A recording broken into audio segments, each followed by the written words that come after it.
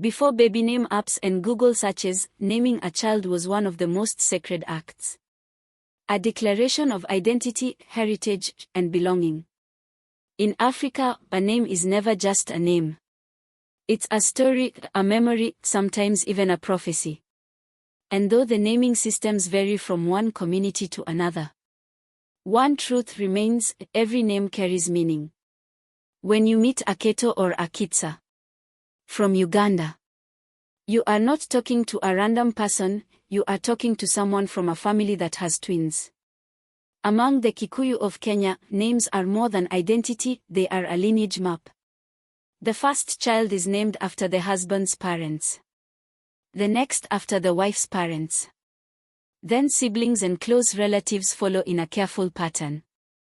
Each birth restores a name, keeping ancestors alive in the family circle. And don't even think of mixing up the order. Kikuyu grandmothers have an excellent memory for who was supposed to be named after whom. When you hear names like Wanjiku, Kamau, or Wambui, you're not just hearing names. You're hearing echoes of those who walked before. Among the Maasai, names tell stories of moments and meaning. A child might be called Nazirian, the peaceful one, or Lamayan, the blessed one. Each name, like each bead in a Maasai necklace, adds color to the story of belonging. In Kalenjin culture, names are often tied to prevailing conditions at the time of birth. A boy born during a journey may be called Kipruto, while one born during the rain might be Kiprop. Each name anchors the child to a moment in nature. A way of saying, you belong to this land, this time, this people. Among the Luo, names depend on different factors. A girl born at night might be called Otino, while a boy born early in the morning may be Omondi. Sometimes, the name reflects the birth order or the season at the time of birth. Most of the times, boys' names start with a prefix O and a prefix A for girls' names. For the Luo, names speak. They remind the world of where you came from, and may also carry your parents' proclamation of who they hope you will become. Across the continent, the Akan of Ghana name their children according to the day of the week they were born. Kwame for Saturday, Pakojua for Sunday, Kofi for Friday. Each name connects the child to the rhythm of time itself. A reminder that time itself is sacred. In Nigeria, names often carry blessings and declarations. Among the Yoruba, you might meet Oliwesian, thank God, or Yatand, mother has returned.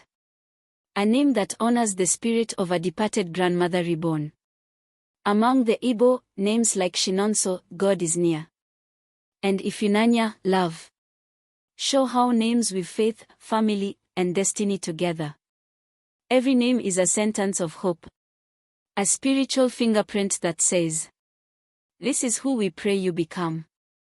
Our ancestors believed a name could carry power. It could shape a life. That's why you'll hear names like Baraka, blessing, Nkosenathi, God is with us, or Makena, the happy one.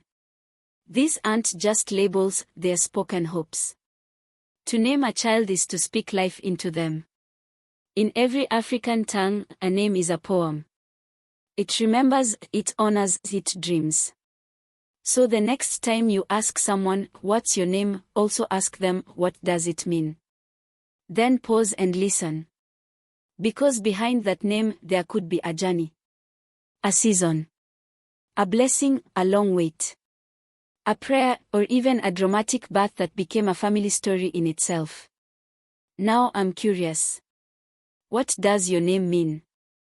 Because behind your name, there might be a story worth telling. Share it in the comments. Subscribe to African Heart Stories for more episodes that celebrate Africa's beauty and soul.